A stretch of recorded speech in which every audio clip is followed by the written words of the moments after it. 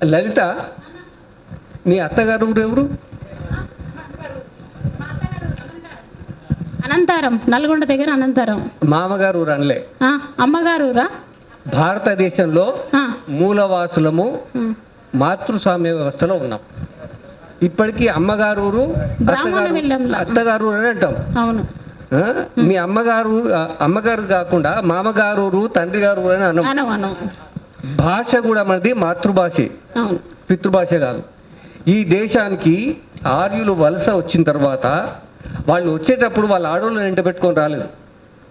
వాళ్ళు వచ్చి మన భారత స్త్రీలని, మూలవాసుల్ని చెరబట్టి సంతానం కలిగినరు. అప్పటి నుంచి వాళ్ళ అస్తిత్వాన్ని కాపాడుకోవడానికి దీన్ని పురుషాధిపత్య సమాజంగా మార్చారు. ప్రకృతిలో మీరు ఏదైనా చూడండి, గొర్రె పిల్లలు గొర్రెతో ఉంటాయి, కోడి పిల్లలు కోడితో ఉంటాయి, మనిషి పిల్లలు కూడా తల్లితో ఉంటారు, తండ్రితో ఉంటారు.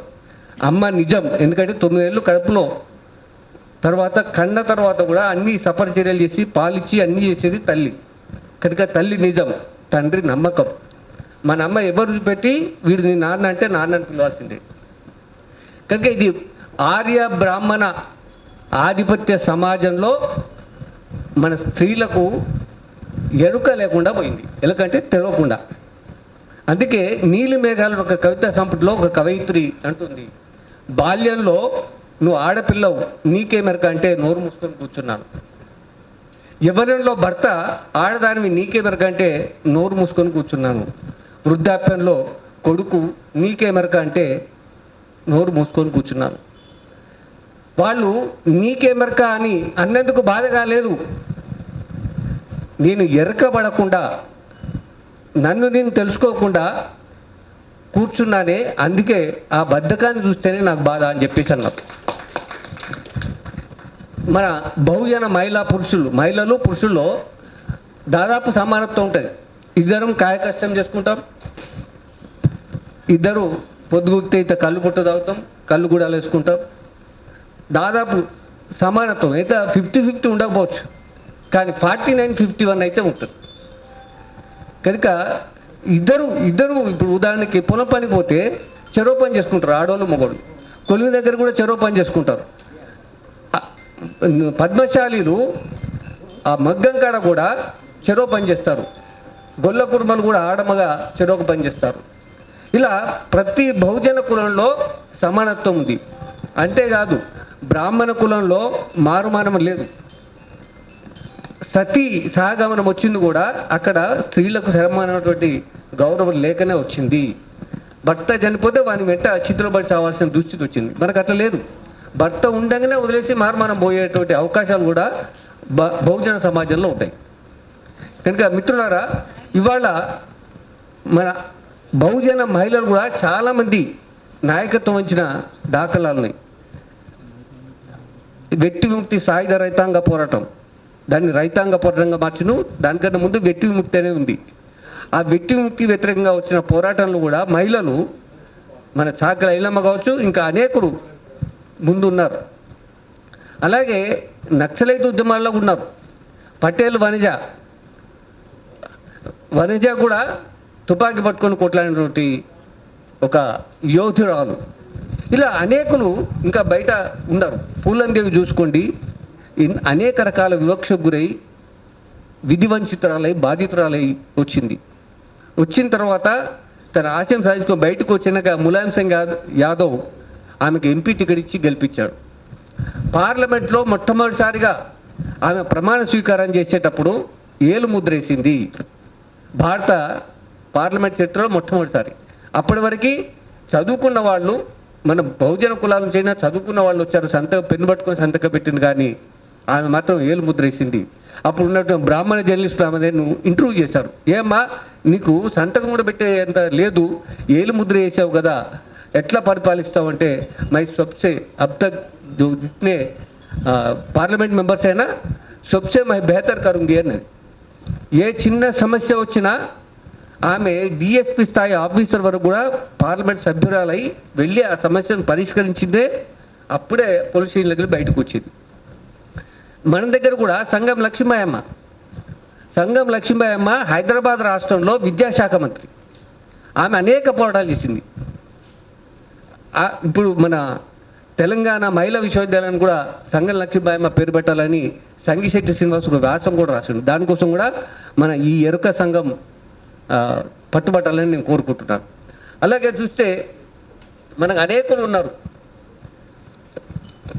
ఈ అనేక మహిళల శక్తి వృధా పోలే. అసలు ప్రపంచాన్ని పరిచయం చేసేదే అమ్మ కదా, నీకు ఎరుక చేసేదే అమ్మ.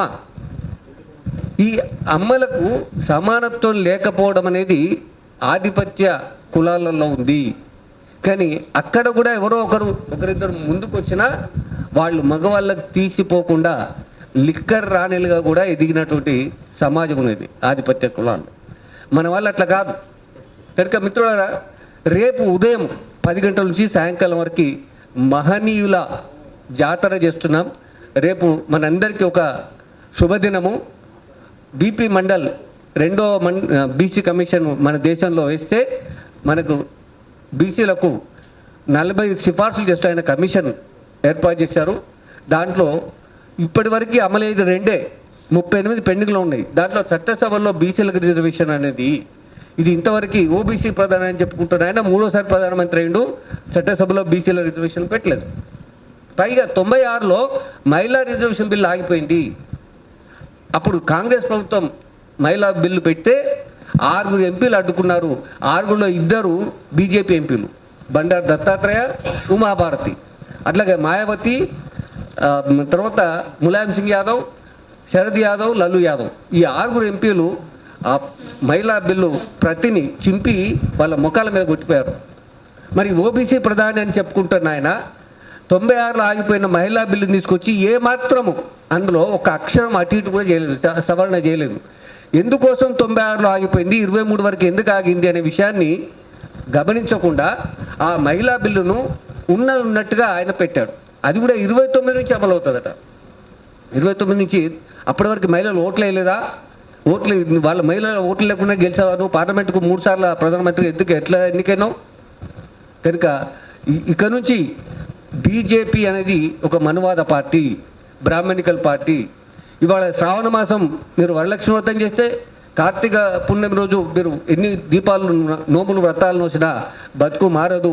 బాబాసాహెబ్ అంబేద్కర్ ఈ దేశంలో 2 డిమాండ్ల కోసం తను పోరాటం చేసిండు.